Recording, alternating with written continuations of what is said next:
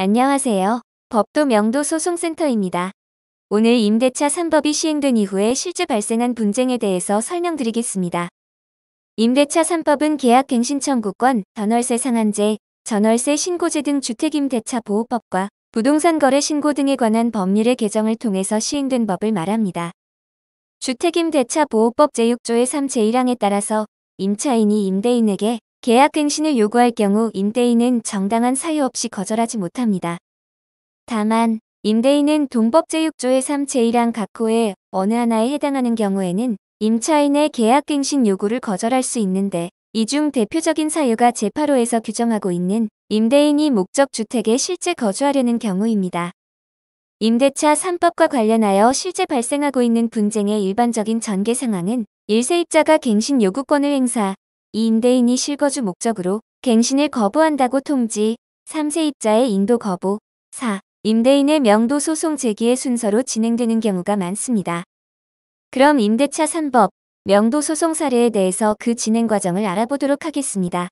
주택임대차 보호법 제6조의 3의 개정 규정은 2020년 7월 31일부터 시행되고 있습니다. 따라서 이에 대한 대법원 판례는 아직 없습니다.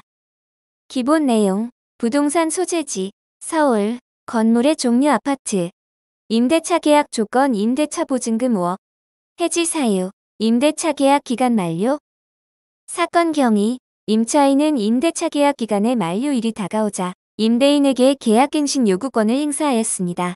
임대인은 이 사건 부동산에 실거주를 해야 하는 상황이라서 임차인에게 실거주 목적으로 갱신을 거부한다고 통지하였습니다.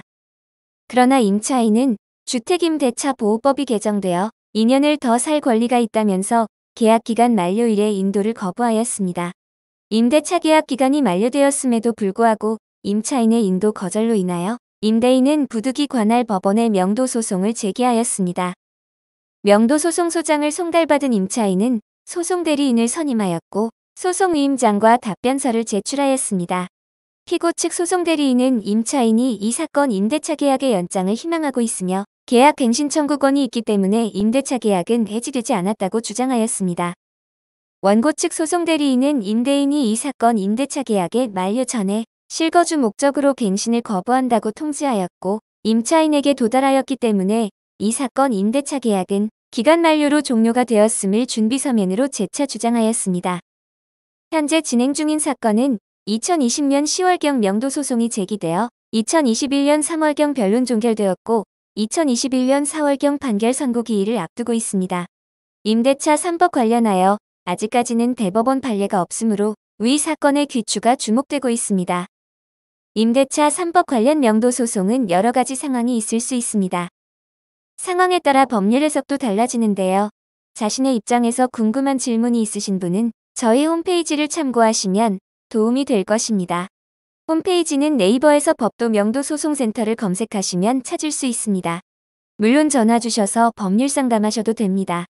전화 상담은 무료입니다.